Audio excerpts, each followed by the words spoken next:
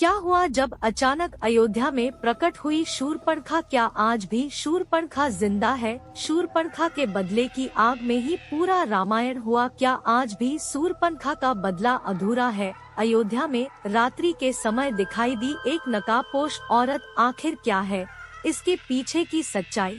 मजदूरों ने जो आंखों देखी बताई, वह सुनकर आपके भी पैरों तले से जमीन खिसक जाएगी। आज इस बात से पर्दा उठाएंगे। सबसे पहले, अगर आप एक सच्ची सनातनी हैं और आप राम मंदिर के बनने से खुश हैं, तो इस चैनल को सब्सक्राइब करें और वीडियो को लाइक करें। 22 जनवरी को अयोध्या में रामलाल की प्राण प्रतिष्ठा है। पूरा अयोध्या और देश उस दिन दिवाली मनाएगा और चारों तरफ खुशियों का माहौल है। रामलाल की प्राण प्रतिष्ठा की तैयारी पूरी हो चुकी है। 140 करोड़ भारतीय उस पल का इंतजार कर रहे हैं कि कब श्री राम जी का गर्भगृह होगा और बेसब्री से इंतजार कर रहे हैं। जल्द ही वह समय आने वाला है। कुछ ही दिन रह गए हैं। उस समय में पूरा देश पलके बिछाए हुए उनके स्वागत की तैयारी में लगा हुआ है। 16 जनवरी से ही राम मंदिर में अनुष्ठान कार्य चल रहा है। और अब दोस्तों, बात करते हैं कि आखिर कैसे शूर्पणखा राम मंदिर में दिखाई दी। दोस्तों, यह बात है 14 जनवरी 2024 रात्रि के 1 बजे का समय था। सभी मजदूर काम करके आराम करने बैठे ही थे, तभी उनको एक महिला के रोने की आवाज सुनाई दी। सभी सुनकर हैरान थे कि आखिर कौन है यह महिला। सभी मजदूर डरकर हनुमान जी का मंत्र जाप करने लगे, लेकिन उन्हीं मजदूरों में से एक मजदूर, जिसका नाम राजेश था, वह हनुमान जी की हर रोज आराधना करता था और वह डर भय से मुक्त था। तभी वह सोचने लगा कि आखिर देखा जाए कि कौन है यह महिला, और वह राम मंदिर के अंदर चला गया। दोस्तों, राजेश पिछले 3 वर्षों से वहां मजदूरी कर रहा था और उसको मंदिर का एक एक कोना, एक एक जगह पता थी। तभी वह मंदिर के अंदर गया और उसने देखा कि वहां एक महिला बैठी हुई रो रही है, जिसका मुंह नकाब से ढका हुआ है। राजेश ने उसे महिला से पूछा कि बहन जी, आखिर आपको क्या समस्या है? आप क्यों रो रही है? तो उसे महिला ने राजेश की तरफ देखा। राजेश ने जैसी उसकी आंखों पर ध्यान दिया तो उसकी आंखें काफी लाल दिखाई दे रही थी, जैसे वह कई जन्मों से बदले की प्यास में भटक रही हो। राजेश को उस औरत से डर लगने लगा और राजेश ने उस औरत का नाम पूछा कि बहन जी, आपका नाम क्या है?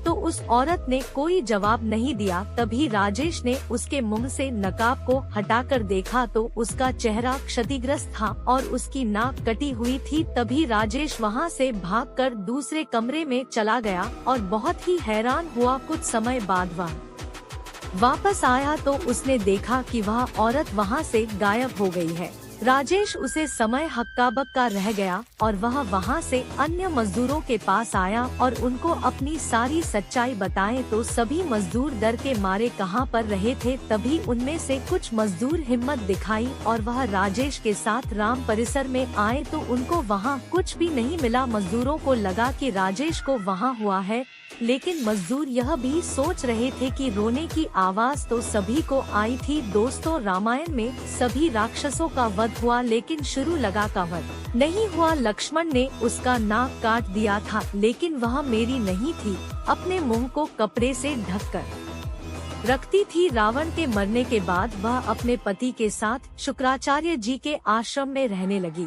राक्षसों का वंश खत्म ना हो, इसके लिए शुक्राचार्य ने शिवजी की आराधना की और शिवजी ने अपना स्वरूप लिंग शुक्राचार्य को दिया और कहा कि जब भी कोई वैष्णव यानी कि हिंदू इस पर गंगाजल चढ़ा देगा, तभी राक्षसों का सर्वनाश हो जाएगा। उसके बाद शुक्राचार्य ने उस शिवलिंग को हिंदुओं से दूर रखा और रेगिस्तान में जाकर उसको काट दिया, जो कि आज भी मक्का मदीना के नाम से जाना जाता है।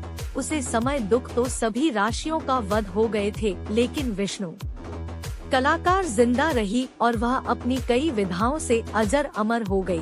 इसका मतलब दोस्तों की जो महिला राजेश को रात्रि के समय दिखाई दी, वह शूर्पणखा ही थी। कुछ दिनों से दोस्तों, राम मंदिर में कभी भालुओं का झुंड, कभी सांपों का झुंड, तो कभी कुछ अन्य चीज दिखाई दे रही है और यह सब चमत्कार हो रहे हैं। दोस्तों आने वाले 22 जनवरी को रामलाल जी के प्राण प्रतिष्ठा में हवन और यज्ञ होंगे और सभी देवी देवता और पूरे ब्रह्मांड सभी की नजर रामलाल जी की प्राण प्रतिष्ठा पर है। दोस्तों अगर आपको वीडियो अच्छी लगे तो चैनल को सब्सक्राइब करो और वीडियो को लाइक करें और